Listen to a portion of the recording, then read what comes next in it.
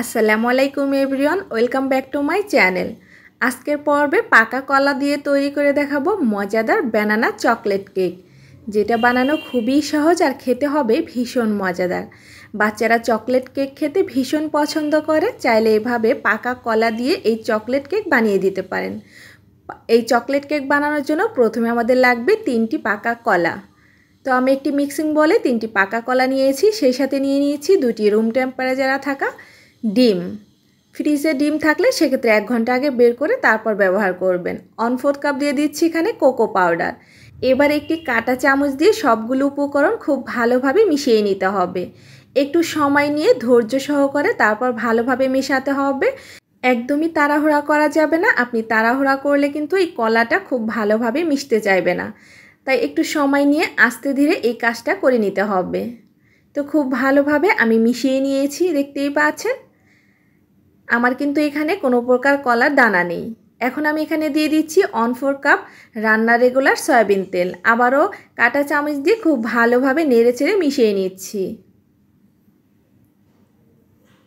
খুব ভালোভাবে নেড়েচেড়ে মিশিয়ে নেওয়া হয়ে গেলে এখানে আমি দিয়ে দিচ্ছি 1/2 কাপ পরিমাণ চিনি। তবে আপনারা মিষ্টিটা একটু কম খেতে চাইলে সেক্ষেত্রে কমিয়ে দিতে পারেন বা বাড়িয়েও দিতে পারেন। আবারও নেড়েচেড়ে খুব ভালোভাবে মিশিয়ে নিচ্ছি যতক্ষণ না এই চিনিটা গলে যাচ্ছে।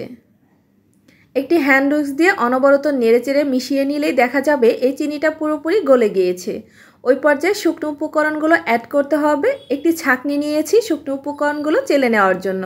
প্রথমে নিয়ে নিচ্ছি 1 কাপ পরিমাণ ময়দা, সেই সাথে নিয়ে নিচ্ছি 1 চা চামচ পরিমাণ বেকিং পাউডার, 1/2 টিস্পুন নিয়ে নিচ্ছি এখানে বেকিং সোডা।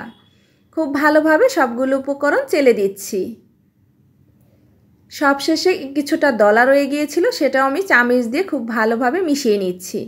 এবার হ্যান্ড উইক্স দিয়ে খুব ভালোভাবে নেড়েচেড়ে মিশিয়ে নিব।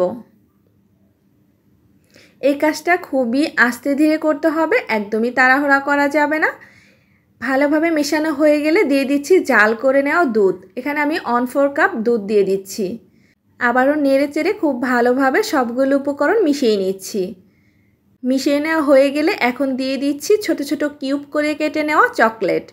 এই চকলেট দিলে চকলেট কেকের টেস্টটা কিন্তু দ্বিগুণ বেড়ে যাবে। আর বাচ্চারা এরকম চকলেট দেওয়া কেক কিন্তু খেতে খুবই পছন্দ করে। এটা টোটালি অপশনাল, চাইলে কিন্তু স্কিপ করা যাবে, তবে দিলে বাচ্চারা খুবই পছন্দ করবে আর খেতেও তাদের মন চাইবে। এখানে আমি কেকের একটি মোল্ড নিয়েছি, তো আমি আজকে লম্বা মোল্ডটা ব্যবহার করছি। আপনারা চাইলে গোল সাইজের মোল্ডও ব্যবহার করতে পারেন। এই মোল্ডের ভেতরে আমি একটি বেকিং পেপার বিছিয়ে দিয়েছি, তারপর আমি ব্যাটারটা ঢেলে নিয়েছি। আগে থেকে চুলায় একটি পাত্র বসিয়ে আমি 5 মিনিট মিডিয়াম আঁচে প্রিহিট করে নিয়েছি। এবার মাঝ বরাবর আমি একটি স্ট্যান্ড দিয়ে দিচ্ছি, তার উপরে দিয়ে দিচ্ছি আমি কেকের মোল্ড। এরপর আমি ঢাকনা দিয়ে ঢেকে দিচ্ছি আর চুলার আঁচটাকে একদম লো আঁচে রেখে আমি 50 থেকে 60 মিনিট বেক করে নিব। আর ঢাকনার ছিদ্রটা অবশ্যই বন্ধ করে দিতে হবে। তো কেকটা আমি 60 মিনিট বেক করে নিয়েছি আর ঢাকনাটা তুলে নিয়েছি। তো দেখতেই পাচ্ছেন কতটা পারফেক্টভাবে বেক হয়ে গিয়েছে। আমি একটি কাঠি দিয়ে চেক করে নিচ্ছি, কাঠিটাও কিন্তু ক্লিন এসেছে, তার মানে বুঝে নিতে হবে কেকটা পারফেক্টভাবে বেক হয়ে গিয়েছে। এবার কেকটাকে কিছুটা ঠান্ডা করে তারপর আমি মোল্ড আউট করে দেখাচ্ছি। কেকের চারপাশটা একটি নাইফ দিয়ে এরকমভাবে একটু ছাড়িয়ে নিচ্ছি, এতে করে খুব সহজেই মোল্ড আউট করা যাবে। তো চারপাশটা ছাড়িয়ে নেওয়া হয়ে গেলে একটি প্লেট আমি উপরে দিয়ে তারপর মোল্ড আউট করে নিচ্ছি। মাশাআল্লাহ, দেখতেই পাচ্ছেন কতটা সুন্দর হয়েছে কেকটা। এবার উপর থেকে আমি বেকিং পেপারটা তুলে নিচ্ছি। আর দেখতেই পাচ্ছেন কেকটা কিন্তু খুবই সুন্দর হয়েছে। এবার আমি কেকটা কেটে আপনাদের সাথে শেয়ার করছি। আর এই কেকটা কিন্তু ভিতরে ভিতরে চকলেটের লেয়ার, খেতে কিন্তু ভীষণ মজাদার। বাচ্চাদের তো চকলেট কেক খেতে খুবই পছন্দ। আর ঘরে যদি এরকম পাকা কলা থাকে ফেলে দিবেন না, তাহলে কিন্তু এই পাকা কলা দিয়ে আপনি মজাদার একটি চকলেট কেক তৈরি করতে পারবেন। আর সেই কেকটা হবে খুবই সফট, নরম, তুলতুলে, মুখে দিলে একদম মিলিয়ে যাবে। অবশ্যই বাসায় একবার হলে ট্রাই করবেন। বানানো খুবই সহজ আর খেতেও হবে ভীষণ মজাদার।